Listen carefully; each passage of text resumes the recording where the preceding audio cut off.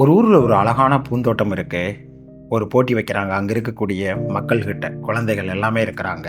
என்ன அப்படின்னா, அந்த பூந்தோட்டத்துக்குள்ளே எல்லாரும் நடந்து போகணும். ஆனால் திரும்பி வரக்கூடாது. அந்த பூந்தோட்டத்தை கிராஸ் பண்ணி வெளியில் வரையில் யார் மிக அழகான ஒரு பூவை பறிச்சுட்டு வராங்களோ அவங்களுக்கு மிகப்பெரிய பரிசு ஒன்று அனௌன்ஸ் பண்ணுறாங்க. எல்லாரும் ஜம்ப் பண்ணி உள்ளே போகிறாங்க. நடந்துகிட்டே இருக்கிறாங்க. நடந்துகிட்டே இருக்கிறாங்க. அதில் ஒரு குழந்தை என்ன பண்ணுச்சு, முதல்ல பார்த்து டக்குன்னு ஒரு பூவை பறிச்சுக்கிட்டு கிராஸ் பண்ணி கொண்டுட்டு வந்து இதுதான் என்னோட பூ அப்படின்னு கொடுத்துருச்சு. மற்றவங்க எல்லாரும் என்ன பண்ணாங்க, பீப்புள், சரி இந்த பூ சரியில்லை, அடுத்த பூ அடுத்த பூன்னு அப்படியே தேடிக்கிட்டே முன்னாடி நடந்து நடந்து நடந்து போயிட்டே இருக்கிறாங்க. திடீர்னு என்ன ஆயிடுச்சுன்னா, அங்கே எதுவுமே இல்லை, செடிகள் இல்லை, பூவே இல்லை. ஆனால் நம்ம திரும்பி போய் பறிக்கக்கூடாதுங்கிறது ரூல்.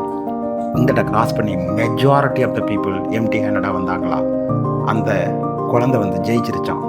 அந்த மாதிரி தான் நம்ம லைஃப்பில் பெஸ்ட்டு பெஸ்ட்டு பெஸ்ட்டுன்னு முன்னேறிக்கிட்டே இருந்துட்டு கிடைக்கிற வாய்ப்பை சில டைமில் விட்டுருவோம். எப்படி நல்ல பூ கிடைக்கும் அப்படிங்கிற மாதிரி. அப்படி இல்லாமல் கிடைச்ச வாய்ப்புகள் சம்டைம்ஸ் டக்குன்னு எடுத்துக்கிட்டு ஓட ஆரம்பிங்க. அந்த குழந்தை மாதிரி ஜெயிக்கிறதுக்கு வாய்ப்பு இருக்குது. தேங்க்யூ.